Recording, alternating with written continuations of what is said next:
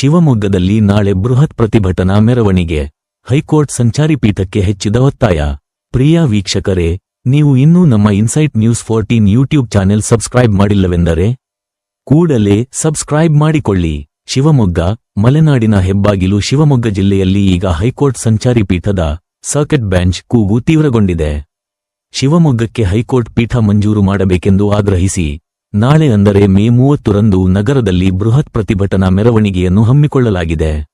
ಈ ಹೋರಾಟಕ್ಕೆ ಜಿಲ್ಲೆಯ ವಿವಿಧ ಸಂಘಟನೆಗಳು, ರಾಜಕೀಯ ಪಕ್ಷಗಳು ಹಾಗೂ ನಾಗರಿಕರು ಅಭೂತಪೂರ್ವ ಬೆಂಬಲ ಸೂಚಿಸಿದ್ದಾರೆ.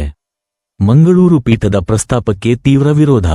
ಸುದ್ದಿಗೋಷ್ಠಿಯನ್ನುದ್ದೇಶಿಸಿ ಮಾತನಾಡಿದ ಹೈಕೋರ್ಟ್ ಪೀಠ ಹೋರಾಟ ಸಮಿತಿಯ ಅಧ್ಯಕ್ಷರು ಹಾಗೂ ಹಿರಿಯ ವಕೀಲರಾದ ಕೆ. ಬಸಪ್ಪಗೌಡ ಅವರು ಸರ್ಕಾರದ ನಿರ್ಧಾರದ ವಿರುದ್ಧ ತೀವ್ರ ಆಕ್ರೋಶ ವ್ಯಕ್ತಪಡಿಸಿದ್ದಾರೆ.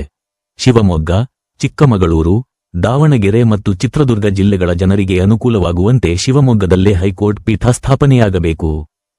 ಈ ಮಧ್ಯ ಕರ್ನಾಟಕ ಭಾಗದಿಂದ ಬೆಂಗಳೂರಿಗೆ ಹೋಗುವ ಪ್ರಕರಣಗಳ ಸಂಖ್ಯೆ ಅತಿ ಹೆಚ್ಚಾಗಿದೆ. ಹೀಗಿರುವಾಗ ಶಿವಮೊಗ್ಗದ ಜನರ ಅಭಿಪ್ರಾಯ ಪಡೆಯದೆ ಜಿಲ್ಲೆಯನ್ನು ಪ್ರಸ್ತಾವಿತ ಮಂಗಳೂರು ಪೀಠದ ವ್ಯಾಪ್ತಿಗೆ ಸೇರಿಸುತ್ತಿರುವುದು ಸರಿಯಲ್ಲ. ಮಂಗಳೂರಿನಲ್ಲಿ ಪೀಠ ಸ್ಥಾಪನೆಯಾದರೆ ಶಿವಮೊಗ್ಗದ ಜನರಿಗೆ ಯಾವುದೇ ಪ್ರಯೋಜನವಾಗುವುದಿಲ್ಲ. ಮೆರವಣಿಗೆಯಲ್ಲಿ ಭಾಗವಹಿಸಲು ಬಾರ್ ಅಸೋಸಿಯೇಷನ್ ಕರೆ.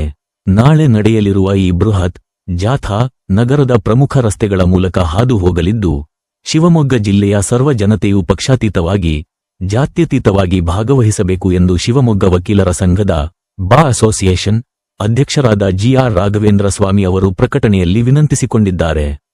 ಯಾವುದೇ ಕಾರಣಕ್ಕೂ ನಮ್ಮ ಹಕ್ಕನ್ನು ಬಿಟ್ಟುಕೊಡುವುದಿಲ್ಲ ಎಂದು ಮಲೆನಾಡಿಗರು ಈಗ ಒಕ್ಕೊರಲಿನಿಂದ ರಣಕಹಳೆ ಊದಿದ್ದಾರೆ. ನಾಳಿನ ಪ್ರತಿಭಟನೆ ಯಾವ ಸ್ವರೂಪ ಪಡೆದುಕೊಳ್ಳಲಿದೆ ಎಂಬುದನ್ನು ನಾವು ಕಾದು ನೋಡಬೇಕಿದೆ.